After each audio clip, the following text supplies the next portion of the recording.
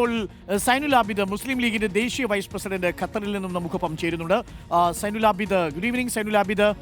അവിടെ സ്ഫോടക ശബ്ദം താങ്കൾക്ക് കേൾക്കാൻ സാധിച്ചിട്ടുണ്ടോ? ഇപ്പോൾ കാര്യങ്ങളൊക്കെ വിധേയമാണോ സൈനുൽ ആബിദ്? ഇപ്പൊ നിയന്ത്രണ വിധേയമാണ്. കാരണം ഇതിപ്പോ ശരിക്കും ഇവിടുത്തെ ലോക്കൽ ആളുകളൊക്കെ ചെയ്യുന്ന ഒരു ഭാഗത്താണ് ഇത് നടന്നത്.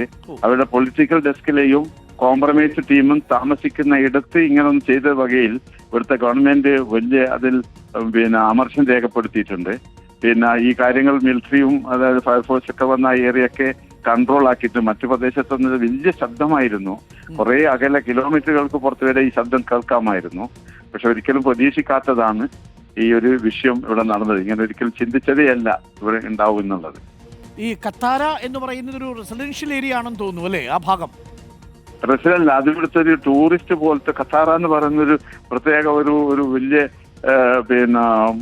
എന്താ പറയാ, ആ പ്രദേശം വലിയ VIPs ഒക്കെ വരികയും സ്റ്റേ ചെയ്യുകയും ഹോട്ടലും അവിടെ ഇതുപോലെ ഡിസ്കഷൻ ഒക്കെ ചേരുന്ന പ്രദേശമാണ്, റെസിഡന്റ് ഏരിയ അല്ല.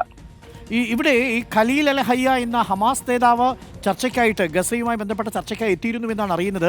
ഈ ഹമാസ് നേതാവ് ഖലീൽ അൽ ഹയ്യ കൊല്ലപ്പെട്ടു എന്നാണ് ഇസ്രായേൽ ഡിഫൻസ് ഫോഴ്സ് പറയുന്നത്.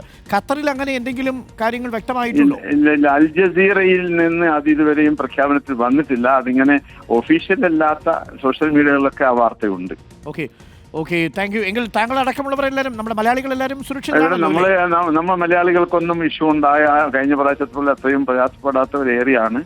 പക്ഷെ എല്ലാവരും ഇങ്ങനെ ഇതുപോലത്തെ സുരക്ഷിതമായ ഖത്തറിൽ ഇവിടെ ഇങ്ങനെ മറ്റേ ബേസൊക്കെ ഉള്ള ഖത്തറിൽ ഇങ്ങനെ ഉണ്ടായതിലുള്ള വ്യാകുലത ഉണ്ട് എന്ന് മാത്രം. Okay, thank you Zainul Abid. Muslim ലീഗിന്റെ ദേശീയ വൈസ് പ്രസിഡന്റ് ആണ് സൈനുൽ ആബിദ്.